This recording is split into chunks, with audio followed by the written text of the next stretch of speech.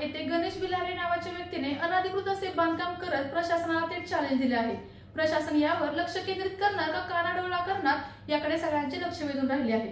पुस्तकांचे गाव भिलार येथे गणेश भिलार नावाच्या व्यक्तीने अनधिकृत भले मोठे बांधकाम करून प्रशासनाला थेट चॅलेंज दिले आहे। महाबळेश्वर महसूल विभाग मात्र या बांधकामांकडे हाताची घडी आणि तोंडावर बोट ठेवून का गप्प आहे असा सवाल आता उपस्थित होऊ लागला आहे। पुस्तकांचे गाव भिलार येथे मोठ्या प्रमाणात अनधिकृत बांधकाम यांनी उच्छेदन मांडले आहे।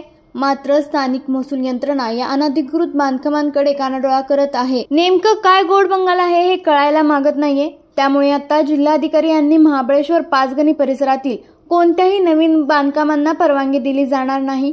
कोणतेही नवीन बांधकाम जर उभारले असेल आणि नियमबाह्य असेल तर ते बांधकाम सील करून पाडण्यात येईल असा इशारा देखील जिल्हाधिकाऱ्यांसह महाराष्ट्र राज्याचे मुख्यमंत्री एकनाथ शिंदे यांनी दिला होता। मात्र या इशाऱ्याला आणि या आदेशाला स्थानिक महसूल विभाग वाटण्याच्या अक्षता लावत आहे असे स्पष्ट दिसत आहे।